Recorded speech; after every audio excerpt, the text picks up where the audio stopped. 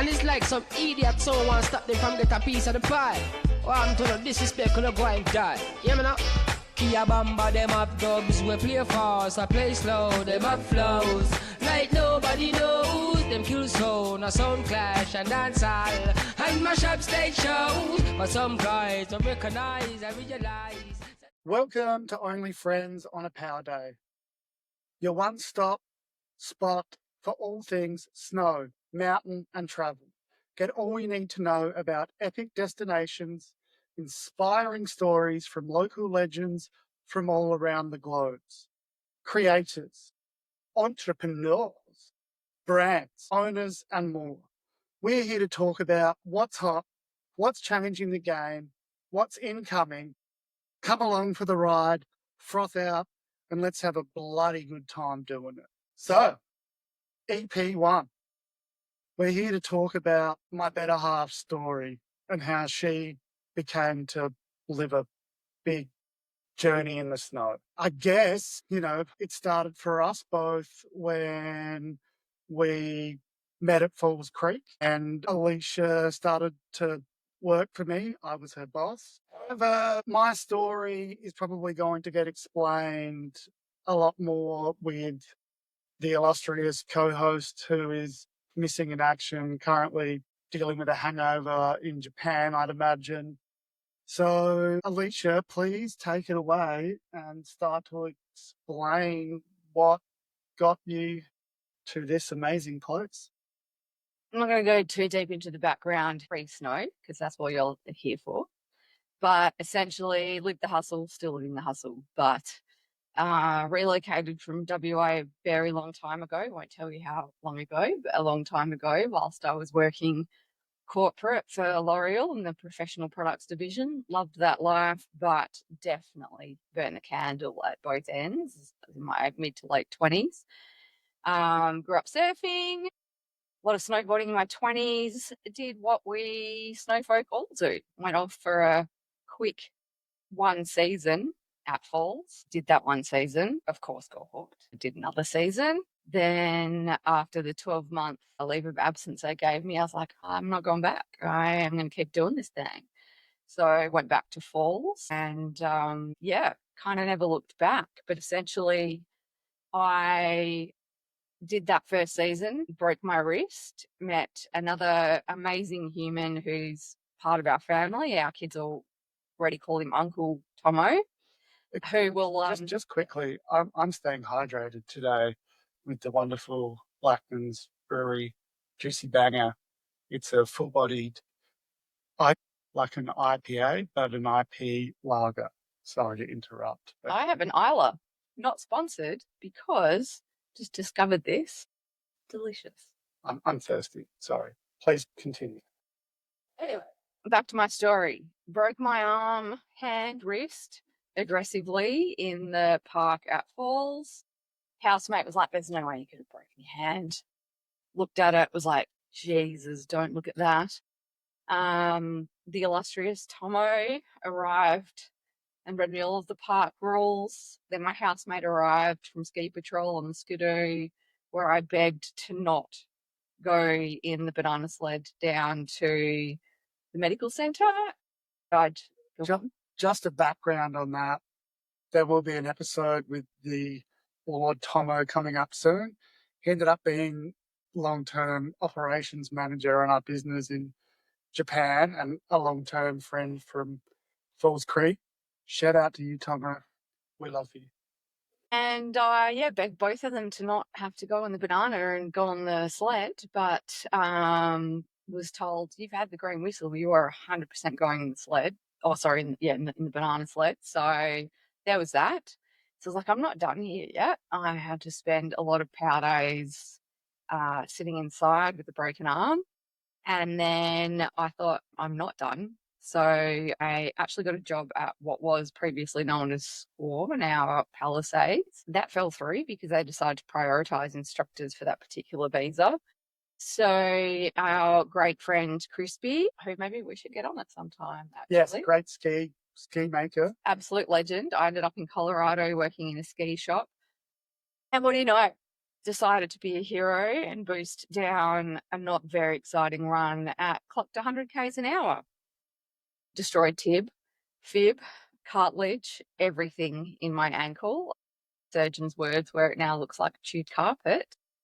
So yeah, there went that season as well.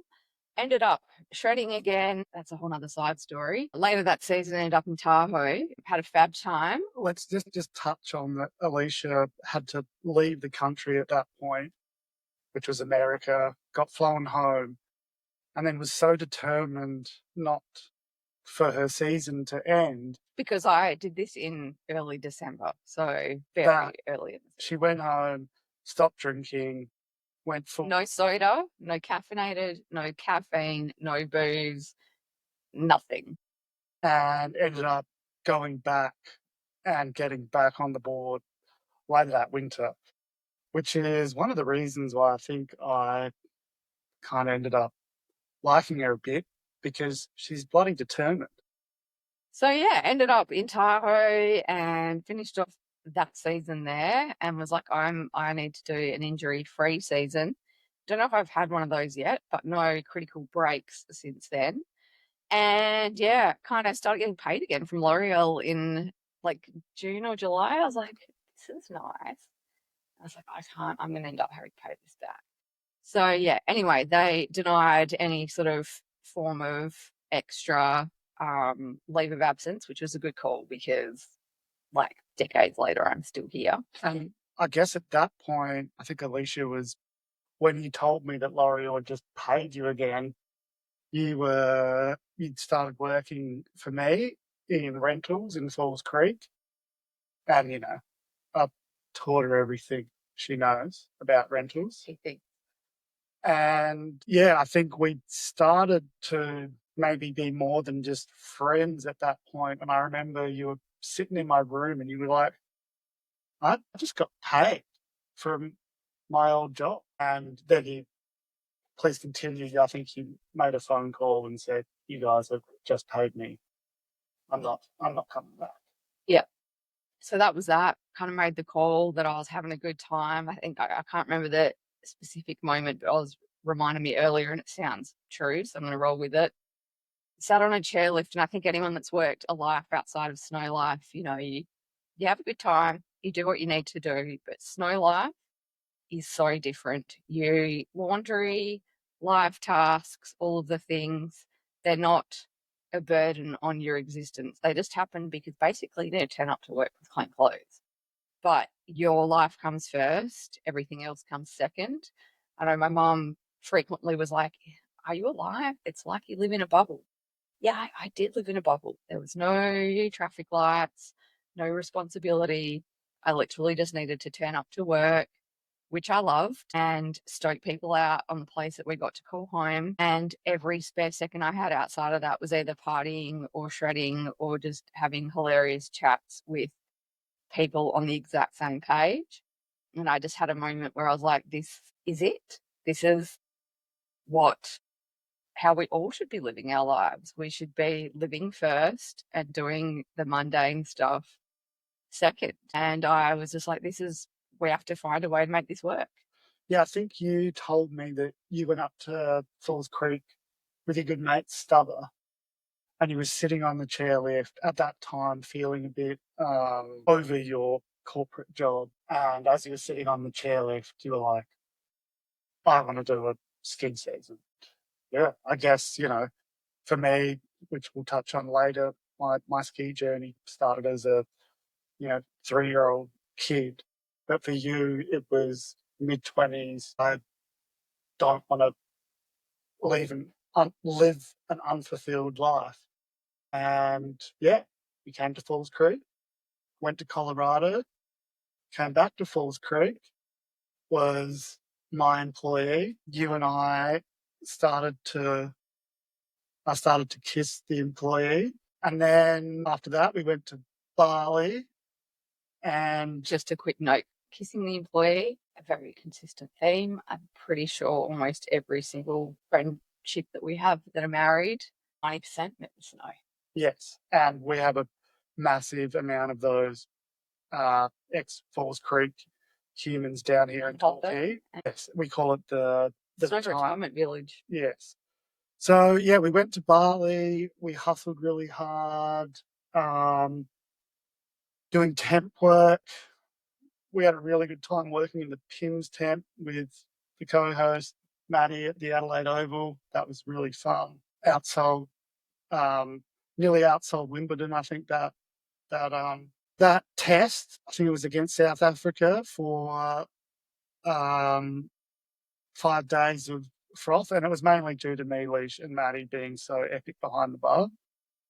But yeah, had a Christmas at home. I think for both of us, the first Christmas, even though I wasn't doing snow seasons, the first Christmas in Oz for many, many years, we ended up heading over to Japan literally like 27th of December or something. And we got there and we went to Huckleberry, which was kind of Oz's. He'd been back and forwards from Huckleberry and Niseko, and did love the place, but a whole other story. But generally, just the overall vibe was off. So, long story short, early Jan, an opportunity arose for us to head north to the amazing wonderland that is Niseko. And so I guess, sorry to interrupt you, darling, to touch on that story, I'd done seasons in Niseko and in Huckleberry. And in Huckleberry, I kind of felt like a bit of an outsider. And I'd been back and forth from Huckleberry and Niseko at the end of the season, a couple of seasons before. Context for that, back then, when we were kids, sort of, Niseko was still booming and growing. Huckleberry was largely undiscovered. So It's not the places you know today. But anyway, I guess the main reason why I felt this draw back to Niseko at that point was because I'd walk into, bars like Wild Bill's, mate, rest in peace. It just recently burnt down. We love you, Bill's. I'd worked there back in 2006, and that's a story, 7, maybe 8, I don't know. But that's a story for another day. Love you, Brett. But, I'd walk into bars where I, used to work, and I hadn't been back there and spent a lot of time. But people like, if you've been to Niseko, you'd know who Wazza is. Lord Was, we love you, brother. He'd be like, welcome home, mate. Welcome home. And I just kind of didn't really get that kind of love and feeling from Huckleberry at that point that I was getting from Niseko. So, yes, continue, Elyshia. That's my little side bit. So we did as we both do. We kind of made a late night decision, spontaneous one, and I need to actually revisit this memory because it keeps leaving my mind. But basically, we made our decision. We had the most Japanese experience you could ever imagine. I mean that in the most beautiful way, because if you've been there, it's the most incredible country. If you haven't been there, you need to go. But you will always come back with some fab story. Both been there for 15 plus years, so many, many stories to come. But essentially, we did what Povo travellers back in the day did. We booked the longest possible and cheapest route that we could to get to Nice. Normally, you can get there in a day. We got the bus stress-free. That was fine. We got to the airport. That was no problem. But I think we were flying Jetstar, like whatever the cheapest flight we could find, of course. And in the fabulous translation of Japan, our flight said, worst return in English. So to elaborate on that, what actually happened was we got on the bus. It was snowing lots. And so halfway through our bus ride, we couldn't understand what was being said. But basically what happened was the bus had been cancelled because it was snowing too much on the highway. So we, thankfully had someone who spoke enough English that we could work out what the hell was happening. And they were basically transferring us to a train because even though we were on the bus, they said your bus has now been cancelled because it's snowing too much. So we then had to jump on a train. We were sitting on the bus and we're like, how can the bus be cancelled? We're on it. When we're on it. Thank the universe, there was a bilingual human on there that was like, because there's too much snow. I'm like, when they said too much, it was like 2 centimeters. Snow is very common outside of snow areas in Japan if you've been there before. And as I was going to say, we kind of boosted to a train station. We literally got off with all that we owned, boosted, jumped on this train, not knowing if it was going the right way. Turns out it was. We just followed everybody else. Ended up at the airport only to be met with a non-digital airline schedule, and that was where it said worst return. And when I Google translate that, now that I understand a bit of Japanese, conditional operation is what that meant. But worst return, we're like, what the F does that mean? So basically, they were saying because it's snowing so much, your plane may not be able to land. You may have to turn around. So after our bus being cancelled, getting on a train, packing up our life, we were a bit stressed. Plane landed. And fair to say, we got there, we got on the bus from Chitose, we got into Niseko, we got to the Welcome Centre. Don't even recall how we got there from there, but Oz was like, we have to go to Amaru. It was the barn. The barn. Same owner. And I was like, are you serious? I am like mentally, physically, emotionally exhausted. He's like, we leave us straight away. We have to go. We have to go right now. And so we did. Background on that is I didn't have a visa. I was a legal immigrant. No, you're on a tourist visa. You were legally there. I was, yes, working illegally in everywhere. You weren't working. We just relocated to just gone to a nice place called Niseko. Anyway, so I got Elyshia because she was legal, a job with my good friends, Brett and Takayo. Brett. The best humans ever. The best bartenders, Mexican makers, Hachi specialist strongers you'd ever meet. And, Brett said, I've got an opportunity for Elyshia. I think it was Daisy.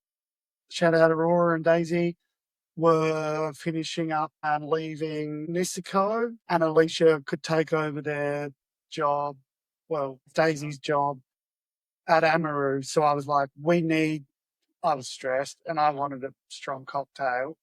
So I was like, we need to go straight to Amaru. The barn, Jesus, to meet Brett and Tackers straight away. And I twisted Alicia's rubber arm because I wanted her to meet her new bosses and her new family.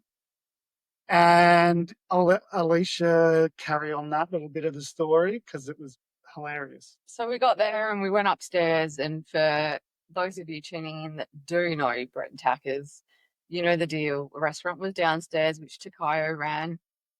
The bar was upstairs that Brett and Hachi ran. If anyone knows Brett, anyone knows Japan, let's make sure he's inside. So it was slippers upstairs, some fab dad jeans, and of course a tie-dye t-shirt. Brett half lit because it was late, cracking the music before dinner service had finished, and we got to the bar and I was like, I need a mojito. And I watched this fabulous man pour 2 drinks, and I was like, there is no mixer in that. I was like, this is why we love Brett. Anyway, no surprises. Couldn't tell you what happened for the rest of the night, but we drank some fabulous mojitos. I met some fabulous people, and the journey continued. Yeah, I guess at that point I felt like I was back home. I was stoked to introduce Lysh to my people up in Niseko. I, got Lysh that job.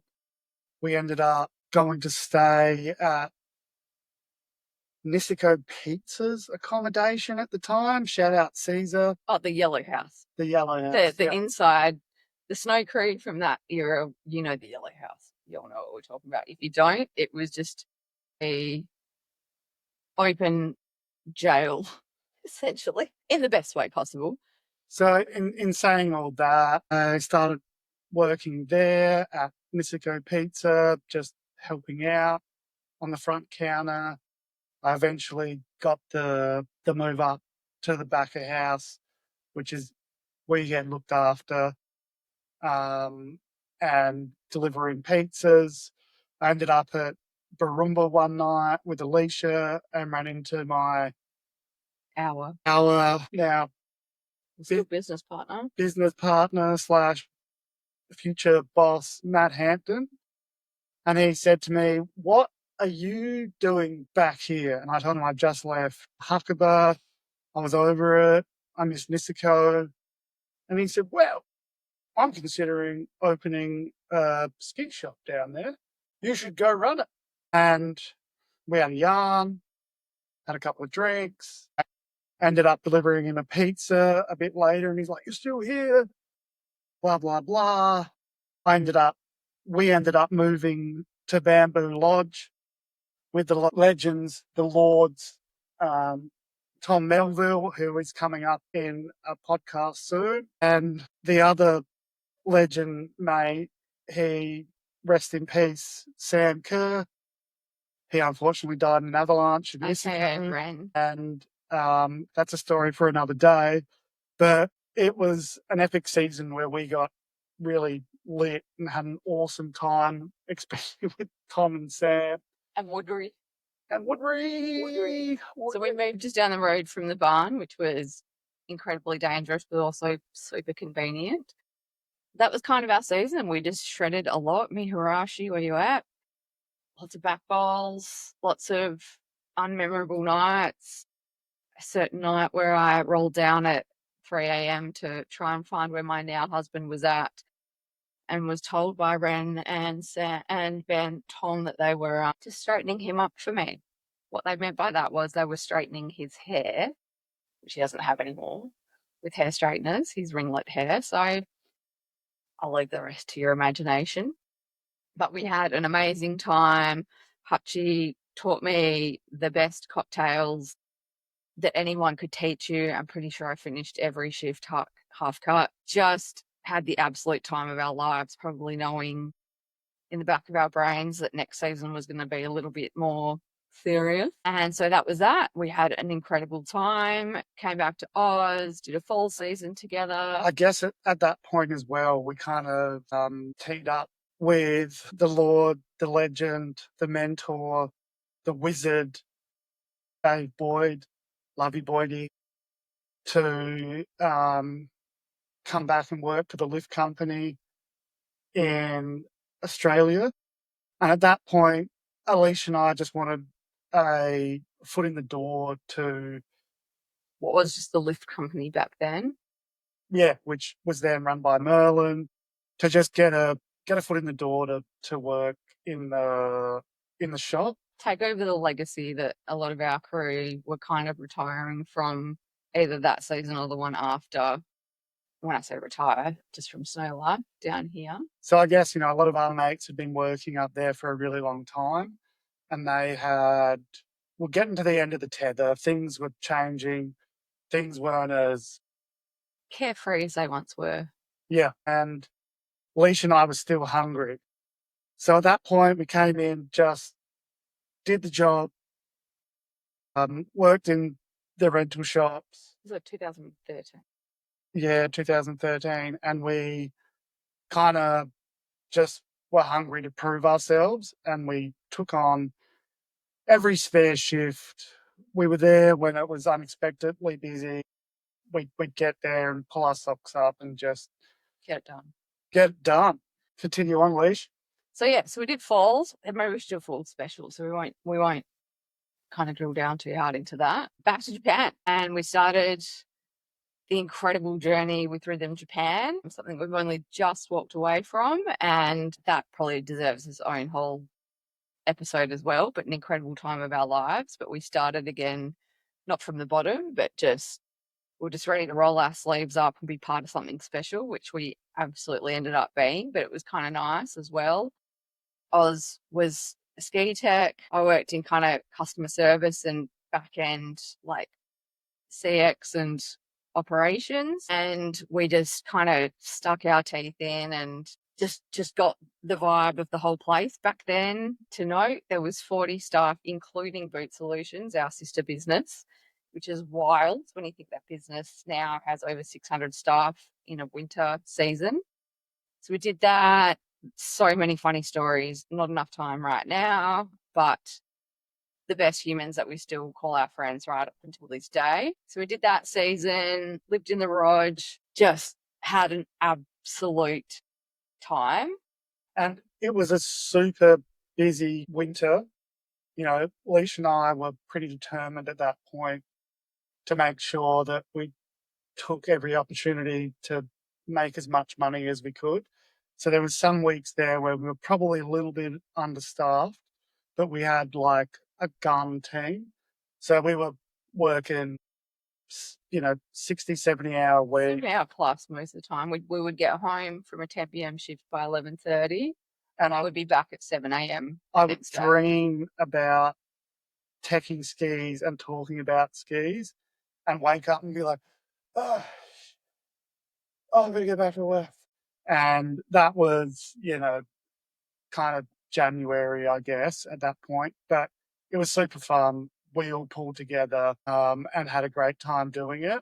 And of course, went back to Falls the next year. There was a massive change in the guard. That was the mass exodus of our posse, essentially. It was kind of the changeover from our crew to just Austin and I starting a new snow family that we didn't birth. So yeah, at that point, Elyshia became like kind of the Retail manager, essentially. and I kind of was like a lead supervisor running the shops underneath a guy who had never worked in a shop before. So yeah, I guess there was a lot of pressure on us to build a new culture, build a new team, and create some froth. And I'd like to say that we did a pretty good job. Did a effing fabulous job at it. It was like the first toe dip into our own individual but journey together of our big journey. Fab time, lots of learnings. That's what life is about. And so we did that. And I think we dragged a good proportion of those humans back to Japan with us. We did 2 seasons in this, so we won't go too deep on that, but basically just enough that we really got a taste for Japan, what it was about, where rhythm could go, the epic legends, the logistics, the geography, all of that, and were offered an amazing experience as Rhythm opened a new location in Huckleberg. Well, actually, they had opened it, done, I think, 1 or 2 seasons before we went down. Yeah, it done 2 seasons, but it had gone through two managers. Gus Cutler, shout out, now the head of vertical brands for Evo and the amazing Catters. They went in and did an amazing job there. However, it was kind of a bit hard if you've got a partner who doesn't live in Japan and you got to spend 4 months away. So it was hard. They built the foundations to an incredible empire and set us up for success. And we went in super hungry, super long term. And not going to lie, like that first season was tough in terms of building loyalty and reputation in a town that had a lot of providers in our field, long term and ingrained in the area. It was very cliquey. It was still to boom. In saying that, though, in reflection, I think it was probably one of the biggest key learning times of our lives, and I'm incredibly thankful for it. And I still look back and think about the people we were then and how like reactive and emotional we were. And now you kind of, we've obviously grown in age and experience, but it was fab. We met so many absolute legends, probably in the exact same position as us, some wild, wild times. But I think fast forward, there's not much to tell over a few years where we just kind of grew and got to know the place. And that the next significant Japan happening was probably the pandemic. Yeah, so I guess to elaborate a little bit on Alicia's bit there, like year 1 was hard because we were used to running a team and a business, but kind of were thrown in the deep end a little bit with HR, running lodges, all the emotions, not having a lot of support locally. So we had a lot on our plate and we were really driven to make sure that we were successful at it.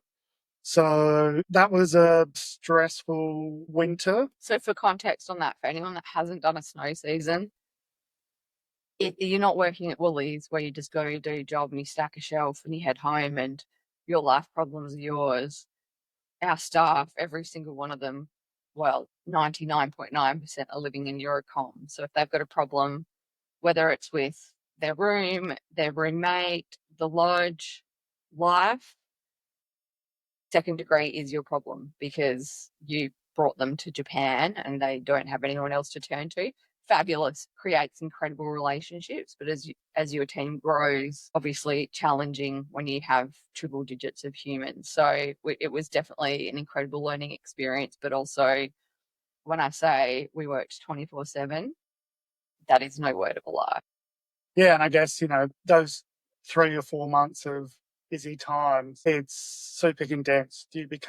Everyone lives together, they work together, they party together, they shred together, they have sex together.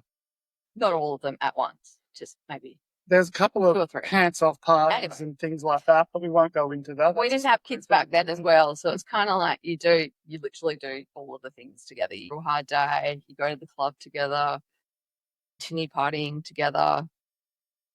Yeah.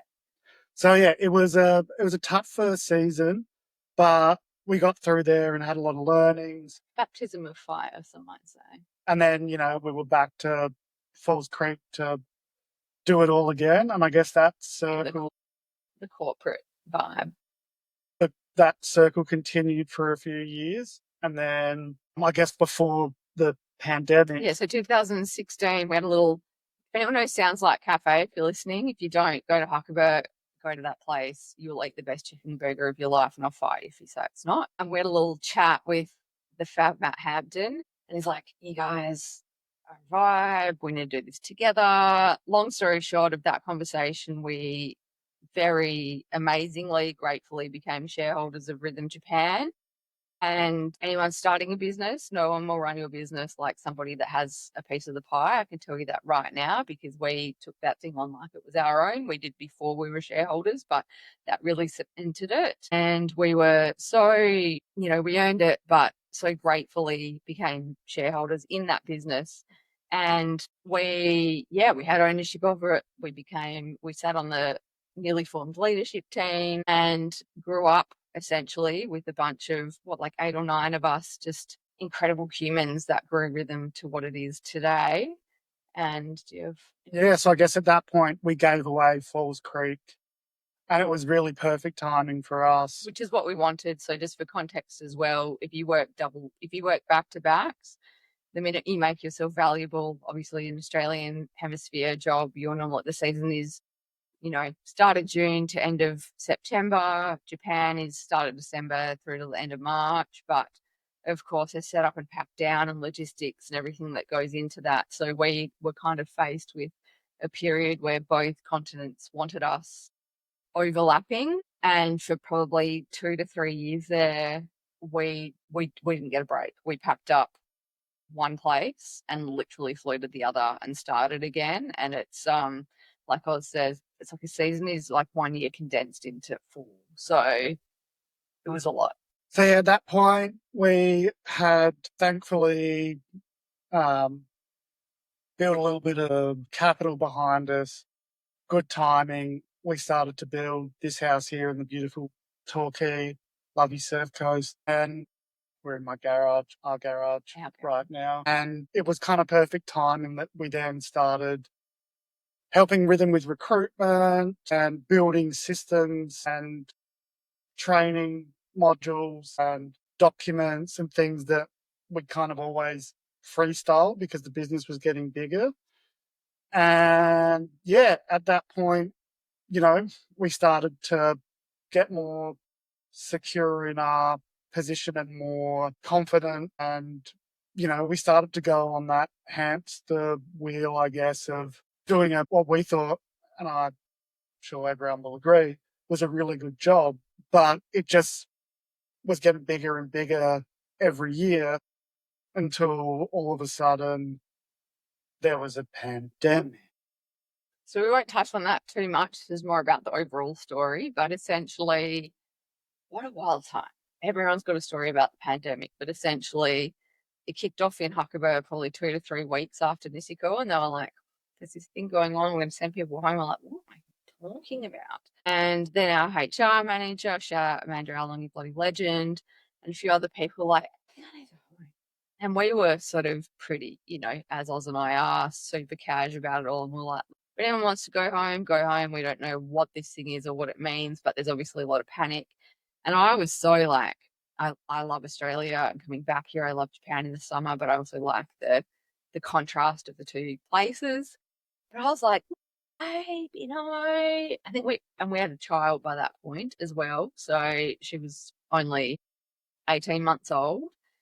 And I was very like, it's a flight a week. Let's just hang out, see what it brings and take our time. No. Quickly escalated into Qantas is ceasing all flights as of this Friday. So we were like, wow. Can I quickly backtrack and add to that?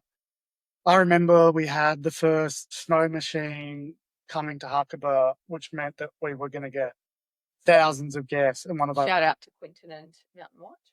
One of our biggest days in Huckleberry at that point. And I remember me and Elyshia had a day off and we went to the Nagano Zoo to try and entertain a small child at the time. And Matt called me while I was at the zoo, being like, I think we need to close. I think we need to get everyone out of the country. This is going to kick off. And I was like, we can't do that right now in Huckleberry, mate. Like, we have a festival coming, thousands. And by the time that all these thousands of guests came, which was just before the no travel cutoff, Japan had said it's not a good idea for you to travel, no big gatherings of people. But, Quinton and Snow Machine were too deep at that point it was on. There was no way to stop it. So shout out to we also didn't. None of us had any concept. Yeah, shout out to Quinton for holding his nerve through all of that, because it was pretty epic. We had super busy week. Nisiko at that point was spiraling with COVID cases. Huckleberry hadn't really. We were so busy that we didn't even make it to Snow Machine. Us, we didn't. It was so busy. But, we got through that. We ended up having to pull retail boots off the shelf to do rentals with them. It was hectic, but we got through it. And then basically after that, it was as Lysh said, we went from, should be right, maybe we'll have to stay here for summer. And I was like, nah, we should go home, to, okay, everyone needs to get, excuse my French, the fuck out of here now. 90% of our staff jumped on a plane within the next couple of days, and a couple like the legend Joe Cooper hung around, which ended up being a great thing for him because he got to hang around for the next 2 winters. But we got on a flight. It was me, Oz, our now almost 7-year-old Mahalia, Ross, who's the head of merch for Rhythm still, Tom, our operations manager for Huckleberry, who was there when Lysh broke. Yep. So we ended up getting on a flight, Mahalia for the first and likely last time on our watch, Fleet Business. We were legitimately on the last Qantas flight out of Japan, not really realizing what we're in the depths of. Even the hosties, I don't think they knew, but there was people there being like, this is probably my last flight ever. And so they rolled out the free champagne. I was lit when I got the flight, there's no doubt about it. Because all the hosties are like, I think I'm about to be laid off here. What do you drink as much as we just didn't know. We'd been living in the Japan bubble, and we so fortunately landed back here 5 days out of before they implemented strict hotel quarantine. So we very fortunately got to quarantine at home, wild to think about how much stuff changes in a very short span of time. That was, 2020. The only people that could do an online Woolies order at that time were people that were elderly that couldn't get themselves transport, or people that were proved hotel or home quarantine. So we quarantined actually over my birthday with Uncle Ross and Uncle Tomo and Mahalia, who was having the absolute time of her life because her two uncles were stuck in the house for 2 weeks. Needless to say, I had 3 birthday cakes, lots of margaritas. Thanks, Bridge and Kev, for all of the deliveries. Fab time, hung out here. Fast forward through the next little bit, we were just pretty much in a holding pattern because Japan took 2 years to figure out what they were doing internationally. Again, just to kind of, I guess, condense those 2 years, we were just in a pattern of how do we pivot the business to domestic only, working finance strategy and operations, several different scenarios of how do we keep this business alive. Japan was amazing with subsidies and whatnot, but I guess the important part of this chat is none of that boring stuff. It was more like we had some of the best, most memorable power days of our, I'm not going to swear, but effing lives. So again, we were tag teaming, dropping a small human to nursery school every day in Japan, which is very regimented in terms of time. We used to argue about it, who was going to get fresh traps and who was doing school drop-off. There was no arguing. There was no tourists. We would drop her off together. We'd go to the resort. There's no side country. There's no back country. You're getting on a lift.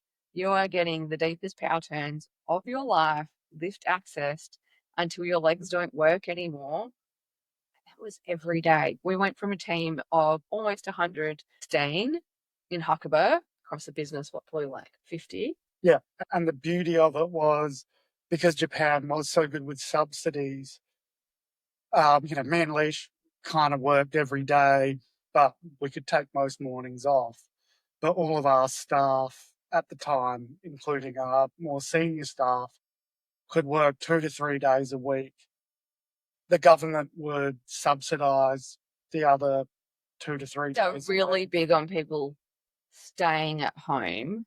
So they would literally pay you to stay at home, and it was only a percentage of your income, but obviously more than enough to survive on at that point. Yeah, that was a golden era. Was a sponsored skier and whatnot, and had been too busy managing businesses to like get any footage or photos and stuff like that. But all of the business owners in Huckabee for those 2 years, we would pretty much see, because we were all too busy in the middle of. And also, sorry to say this, like as in we were shredding. There's been years where we have not shredded until I've got like photographic evidence that we have not gotten on snow till 26, 27, 28th of December, sometimes Jan, I think early December. And we never ride Hapo either because just busy. And I, like Oz was talking about, I remember riding Hapo with The gorilla. a bunch of our crew, and like I was saying, probably 20, 25 plus a bus deep, all business owners, where you never see the econ managers during the winter because they are just getting destroyed by dealing with guests. Hooting, hollering, hitting every lift line, hitting every line together. Yeah. Not a care in the world. It was the most soul-filling, incredible, never forgettable experience ever. Yeah. So, like mates who brand lodges started going, I'm just going to like film all season and do all of this. And pretty much every good day you would see the same humans in the lift line every morning, and you'd all smile and froth out and have the best days. So even though this is the first winter that I've missed in Japan in 10 bloody years, I think, apart from one in France, and it's the best in 60 years. So you can all thank me for not being there, because it's obviously thanks to me. I don't think, considering the lack of crowds, anything will beat those 2 winters, apart from, as Matt Hampton would say, being in Niseko in 2005. And, I was in Niseko 2007. I was in Huckleberry 2008, and you know they were epic. But I obviously knew the areas so much better in that after such a long experience. So yes, that was a golden era. Lysh, go on to. So I think that's just that was definitely a massive highlight in our lives. And like, obviously it's very difficult when you're in the middle of something where you don't know what it holds, where it's going to end or whatever. But I think we were the fittest we've been in our life. We were the most cup filled. We got the most shred days in. Just so many positives on top of the stress of keeping a business afloat and staff feeling secure and all of that. But I look back now and I'm like, what an incredible time. Japan, as it is, hurry slowly. Didn't open the borders until the 11th hour the next winter, which is all good. But I guess to summarize from there, there's not a lot more to tell other than as we did at Rhythm, we kind of, over 20% year over year growth, which is just insanity. They're still continuing and blowing that out of the water, which love you, legends. We just went back to the schmear, which is what we do best. We've got those glory days to remember. But To add on to that, and especially, Rhythm didn't put their head in the sand through COVID. We're always ready. Committed to a ski school. We opened a new shop in Huckleberry, and then that put us in perfect place to then pivot, keep firing, and step it up as soon as the travel bug came back after everyone not being able to travel. So now Huckleberry has 3 shops, the ski school's firing. A hotel, all the rest. I think long story short of our journey is that it's not a lot of specific things to tell after that post-COVID era other than we just kept growing and growing and growing. Oz and I wrapped up our full-time with Rhythm last August, and at count for this winter, the team that we started with, I think 15 people, ended up being 130 odd this year. So you can kind of see the scale of how big it's gotten. It was an incredibly emotional time for us to step away, but it was also time to hand over the reins to people much like ourselves, super hungry to take on the next chapter and journey and growth of their life. A 6.5-year-old and an almost 3-year-old who the oldest one in particular wanted some stability. We still have a home there. We love it. And I guess full circle of where we started the thing was as Oz said, he left Huckleberry wanting to go home to Nisiko, and I don't disagree with that. We've got friends all over the globe. My business partner, friends in NZ, a bunch of people that started and finished their journey there that are now elsewhere that we literally call family. But if you had to make us choose, and there's obviously a lot of specifics to this and why, I think, full circle, we would choose Huckleberry. We still have a home there. Like, we own a house there, hands down. And it's nothing to do with anything specific. We still have beautiful friends in this. We have beautiful friends in Huckleberry. We have friends in Toronto. We have friends in Okinawa. We have friends everywhere. But if you kind of, I guess, put together the geographical positives, the mountains, the historic kind of history of Japan, just so many different factors, access to Tokyo, access to different parts is, I love this and I love every moment that I go back there and the people we get to see. But also with Huckleberry, we're taking a couple of winters off. We want to go back as full-fledged punters, like full punters, like, the ones that are annoying. They're like, hey, do you want to go out to dinner tonight, tomorrow night, the next night? We're going to do that. And I can't wait to take the kids back and we just need to wait for our youngest to be old enough to be able to shred properly. She's still 2.5, so hopefully get her back up at Falls this year.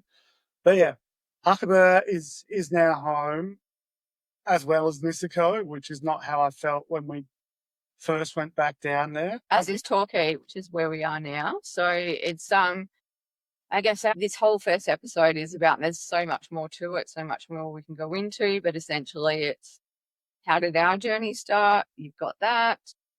we're in Torquay. There's so much more to spill on how we're still in the snow world, despite being in a surf town 5 hours away from the closest resort. Much more to go into as you meet different guests that are also down here in the snow world. But basically, Japan still lives in us. There's parts of us still in Japan. And if it wasn't for Japan, there wouldn't be us, there wouldn't be our kids, there wouldn't be the friendships that we have, there wouldn't be the legacy we've left with Japan and Japan has left with us and rhythm. And yeah, part one of Lysh and Oz. Yes, I guess this episode was mainly based on kind of Alicia's story and our story. So yeah, it'll be more about me and Maddie and our journey. We obviously went to school together. Maddie's the Asia Pacific GM of Smith Optics. And yeah, I guess, last final thing to touch on with Huckabee versus Niseko is I love my ramen and I love my soup curry. And I think that Cheetah. Niseko Hokkaido has the best spicy miso ramen. In saying that, shout out to Takahashi. I never thought that I'd like a non-broth ramen as much as I like that. As you age a little bit, maybe. Soba. Nagano is the home of soba. Ricky soba. Get around it. So normally we'll do like a little segment in each episode, which is what is the weirdest or the strangest or the funniest thing you've seen in a ski resort. We're going to make you wait for that one. I'm about to pee myself, in all honesty, which if anyone knows me, it's pretty standard. I reckon Mills and I can probably do an entire teaser/episode on inappropriate, terrifying snow stories. So you just have to wait. You will have to wait for that one. Thank you for listening in, and only friends on a power day. Peace out, legends. Don't pee myself.